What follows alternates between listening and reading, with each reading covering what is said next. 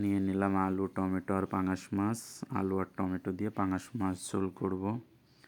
তো প্রথমে মাছগুলোকে ভালোভাবে ভেজে নিচ্ছি। ভালোভাবে ভেজে নিয়ে দিয়ে দিলাম পেঁয়াজ কুচি, হলুদ, মরিচের গুঁড়ো, লবণ দিয়ে ভালোভাবে মশলাটাকে ভেজে নিলাম। দিয়ে দিলাম আলুটাকে কষিয়ে নিচ্ছি। দিয়ে দিলাম টমেটো, দিয়ে ভালোভাবে কষিয়ে নেব, একটু ঢেকে দিলাম। ব্যাস কষানো হয়ে গেলে দিয়ে দিলাম পানি। তো পানি দিয়ে একটু রেখে দেব, একটু ঢেকে রেখে দিলাম। তো সিদ্ধ হয়ে গেছে।